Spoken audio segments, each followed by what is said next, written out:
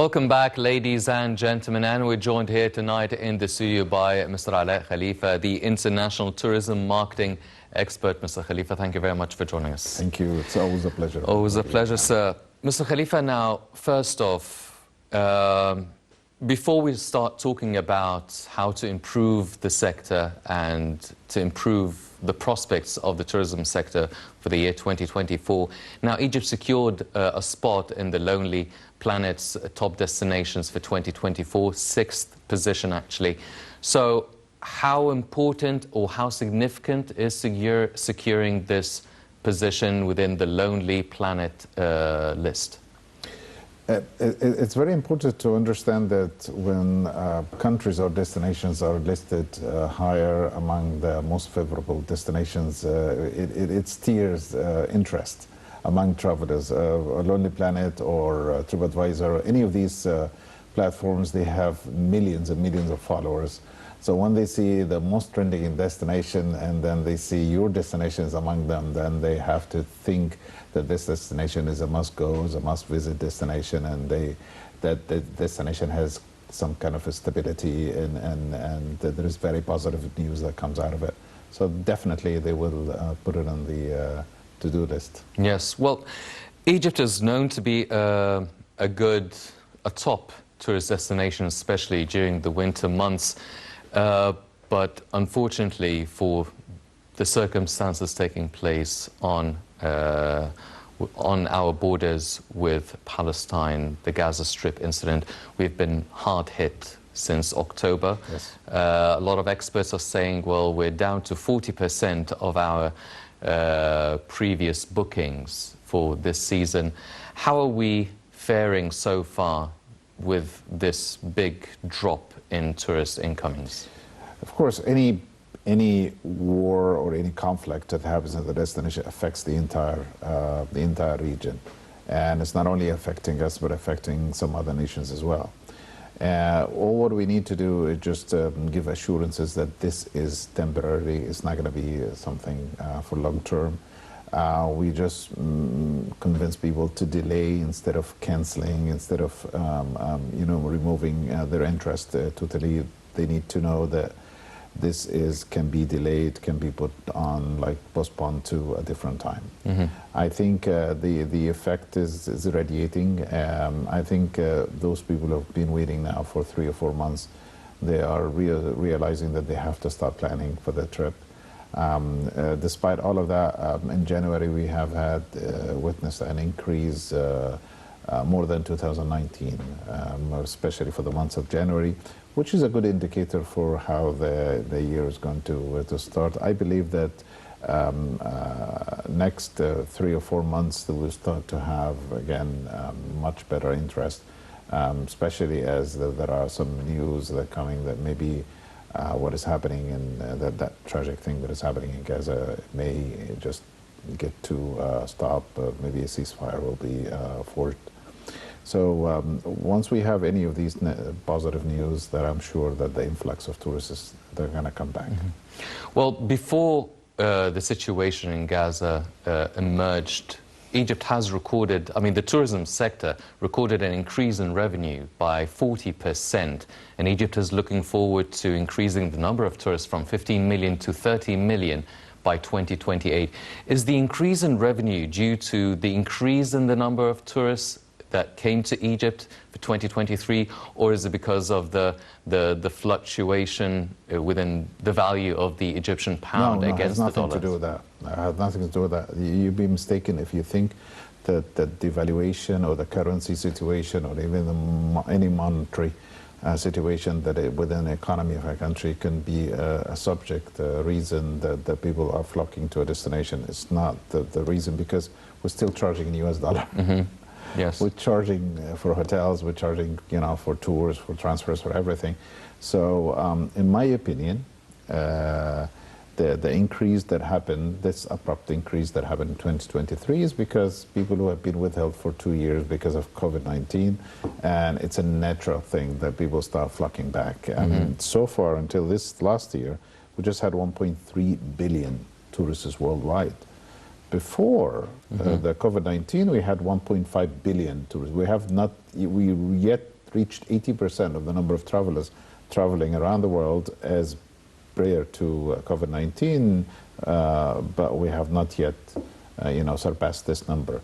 It's expected 24-25 that the number is going to surpass that 1.5 billion tourists. So it's a natural increase of travelers, not only to our destination, but for every other destination in the region.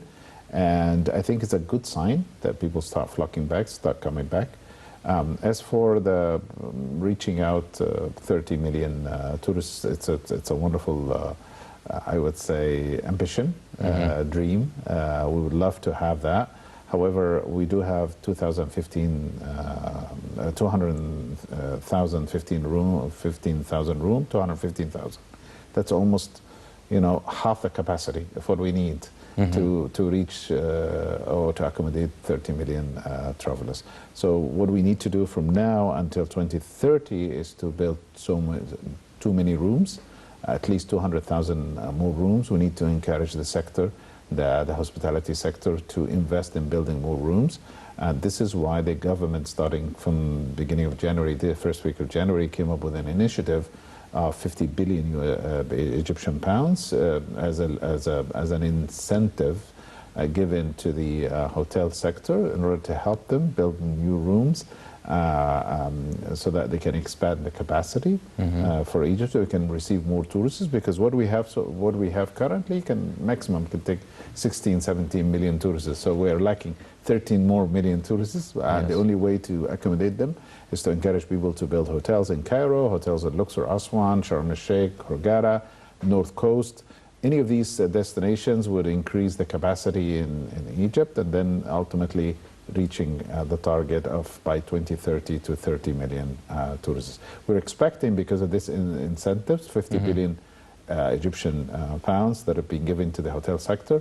We're expecting maybe a return every year from every 15,000 newly added rooms. They're expecting 2 billion Egyptian pounds in terms of VAT tax, and nearly 2 billion Egyptian pounds in terms of hotel corporate tax. So it's like 4 billion Egyptian pounds for every 15,000 new rooms. It's a good deal what we're doing right now. We need to give them the incentives and then collect later on right away. Well, those 50 billion for the hotel sector, are we talking about the expansion of already existing hotels, providing them with new lands for new hotels to be built? New permits of hotels, easing the regulations, allowing people to build different kind of new categories of hotels, putting out some new licenses for hotel apartments, for the type of hotel apartments that we are looking for, like Airbnb style. We need to regulate this sector.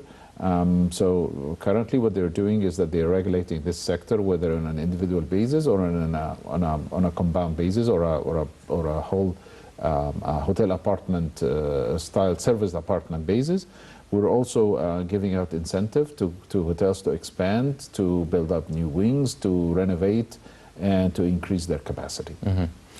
Well, that's 50 billion for the hotel sector, but what about the other services and the other sectors?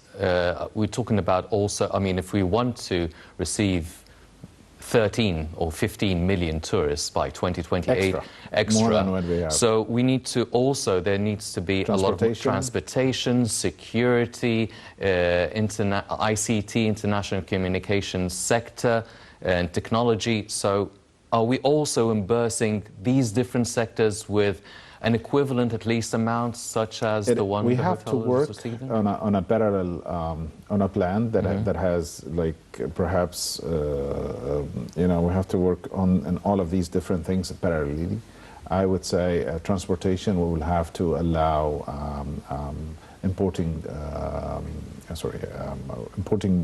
cars from abroad that are not only 1 year old, but it has to be like maybe 3 or 4 years old. Buses, new buses. Now that we have bigger capacity of the roads, we've built almost 3,000 kilometers of roads for the last 10 years. So I think we are in a good shape to get more buses. We need to get so that we can accommodate all of those new arrivals of the tourists. Apart from the hotel sector, when it comes to service sector on the ground, it's important to look after transportation.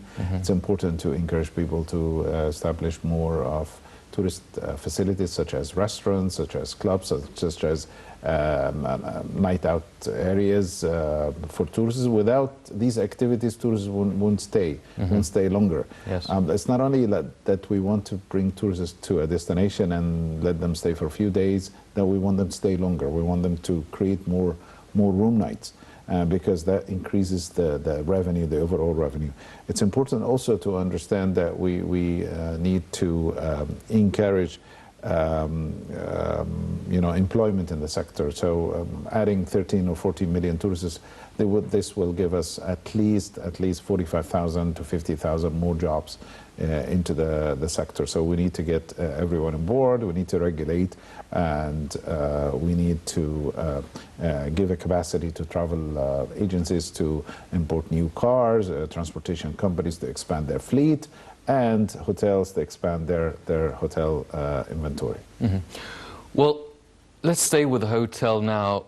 The hotel sector, the 50 billion, are encouraging investors to increase the number of hotels in the north and south of Sinai, Alexandria, the north coast, Luxor, Aswan, and the whole Sinai Peninsula. But also, what about places such as Siwa Oasis? What about Ras Sidr? What about the north coast, where mainly it's compounded and residential apartments and only a few high-end hotels, because we need to build a lot of tourists. We should turn it into a tourist destinations from 3-star till 7-star hotels within these areas. Are these areas also targeted by the 50 billion?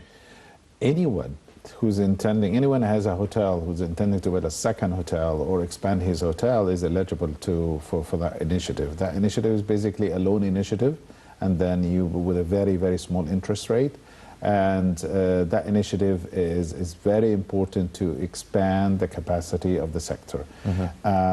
New destinations or other destinations or other I would call them other attractive destinations, especially for when it comes to adventure tourism. When people go down to the desert, when they go down to Siwa and they find accommodation places, when there is more interest, people will be obliged to build more hotels, they will be obliged to seek licenses to build more hotels over there. But what I want you to know is that the more touristic products, activities, experiences you put out in the market, the more people are going to come to you. It's not only that you have the accommodation. There's so many countries can take up to 30 million people, but they don't have the right products.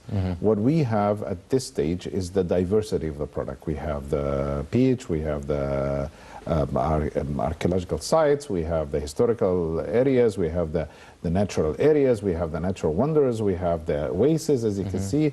We have almost a variety of adventurous activities that tourists can do. So when there is an interest that is rising up to a certain destination, then there would be a need to build more of these capacity. Right now, for the number of people going to Siwa, is not like an influx number of people. However, I would expect personally there would be a lot of interest coming from the various investors, and I'll give you an example for that, to build at least 1 or 2 star hotels or 3-star hotels.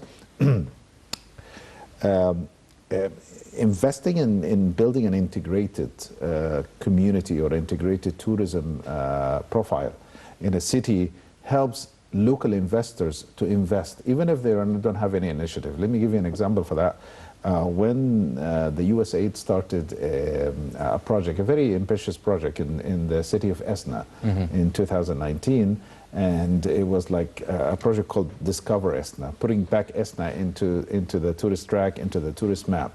And then when the company that was doing the entire renovation for the temple and for Al-Giddawi Wakala in there, and all the other mosques and the very small ancient houses and all the different allays and markets and everything, when they fully revamped the entire experience inside the city of Esna. It changed the profile. It changed the buzz. It changed the feedback that comes out from the city.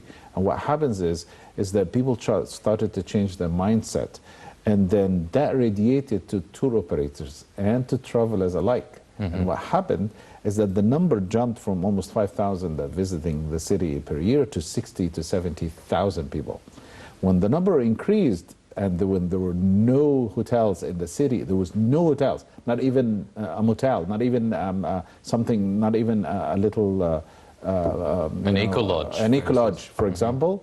And that encouraged local investors, or like people who own property, to turn their property into 2-star or 3-star hotels, okay, to provide accommodation. Why? Because they see an influx of travelers coming into the city. They see that the experience have been adjusted, and they did a great, marvelous job. The Visit Esna project was an amazing job.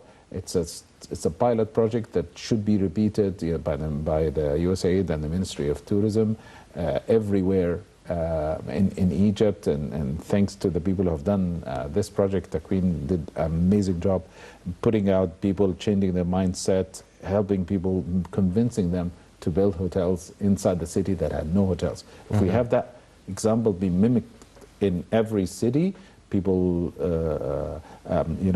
things have been well done, well organized, well renovated. The experiences have been charted and flowed in the right direction. People by themselves will build coffee shops, will build hotels, will build restaurants, will build every tourist activity, around their cities, and that will lead to an integrated image of the city itself. Well, speaking of which, now individuals have worked on becoming their own travel agencies and their own tour guides, and even turning their residencies into places to stay in, hotels or motels, as you mentioned. Is there a way to encourage individuals to step into the informal sort of market, tourism market, and the tourism sector?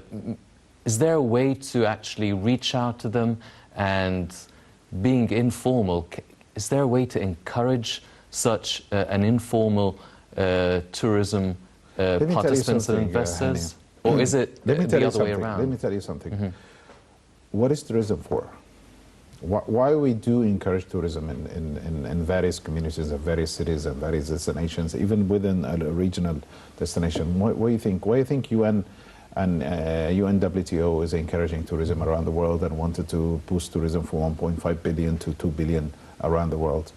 What tourism, actually the biggest effect for tourism is sustaining societies and cultures and life. That's why we are aiming for sustainable tourism.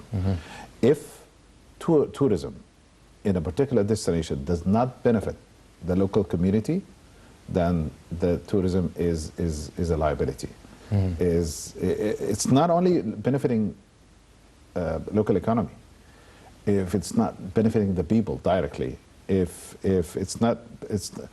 it's important that people benefit from tourism. It's important that people work through tourism, get engaged through tourism. So if we find that someone is renting his home, his house, as a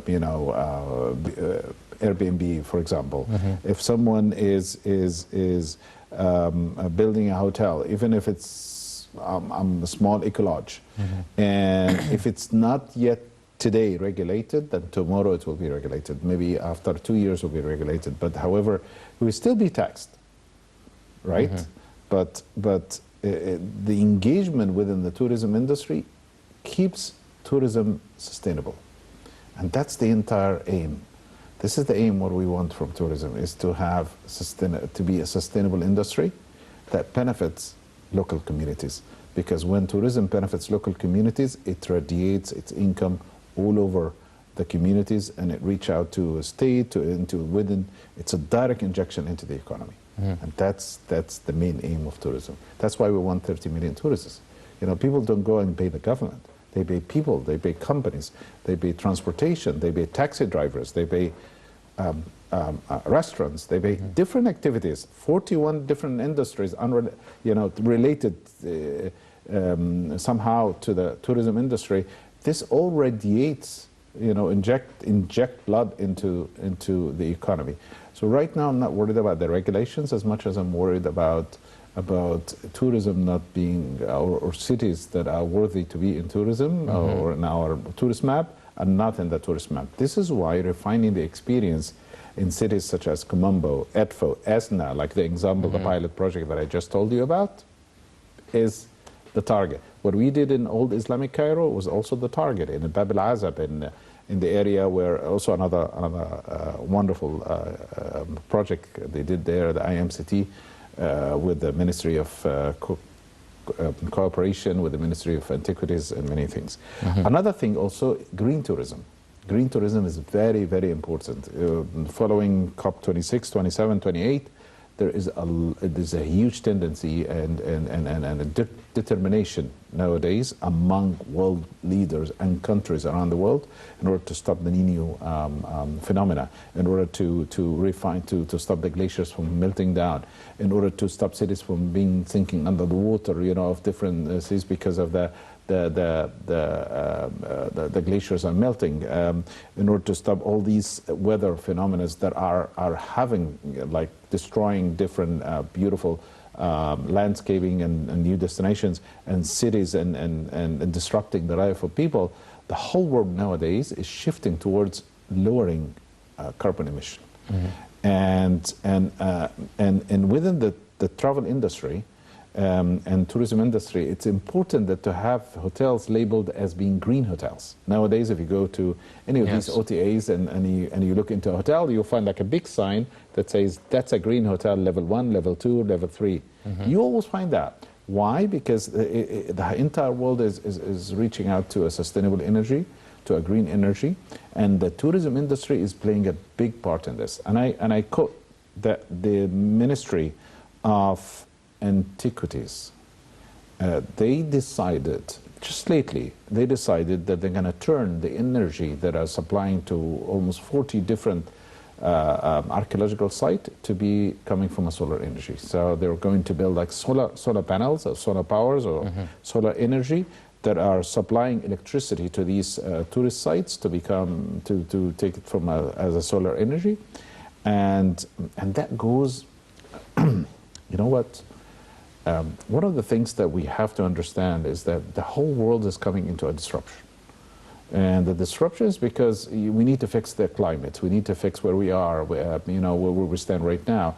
European Union is taking a lot of measures. US is following, taking a lot of measures to stop the climate deterioration. So what they do is, European Union is starting from next year is doing the CBAM treaty, which is the carbon emission, the carbon tax. They are imposing 10 to 30% tax on commodities coming to their own borders. That's why they call it the carbon border tax. And when it comes to their own borders, they have to find out how much emission of carbon, and they have to, and if you have a lot of emission of carbon, then they have to tell you, okay, what did you do to fix the environment? Did you buy carbon credit? Did you use solar energy? Where did this come from? So there is a huge culture coming up. This is going to be affecting different countries. It's going to be affecting our export industry. To sending things that we were exporting nearly 4 billion. US dollar into the European Union, so we need to adapt. We need to become compliant, and we are on our way. And I can see that the government is doing their best to become in their way to be aware of the CBAM effect that it's happening. But what is this affecting on other industries? That if the effect comes directly on the people that are actually dealing with that culture, the awareness that it's creating. When you are encouraging people to lower their carbon emission, then people become aware. And when they become aware, then they look always and prefer the green or the lower emission places. When you have a hotel that is consuming a lot of energy, a hotel consuming a lot, go to any hotel room, you see the lights are open all the time. Consumption of hotel. So when this consumption of a hotel or a facility that accommodates travelers, or a bus that runs with diesel instead of, or a bus the electric instead of running with diesel or running with petrol, it's all towards a sustainable green energy. It's all towards using renewable resources. And this helps the travel industry to become a green industry. And when the travel industry becomes in a country in a green industry, trust me, it becomes very much favorable by travelers around the world. Yes. Well, ladies and gentlemen, a green and eco-friendly touristic destination that Egypt is becoming, also using renewable energy, is an attraction on its own for tourists, and Egypt is looking forward to reach the number 30 million tourists by 2028. Let's check out this report and we'll be right back.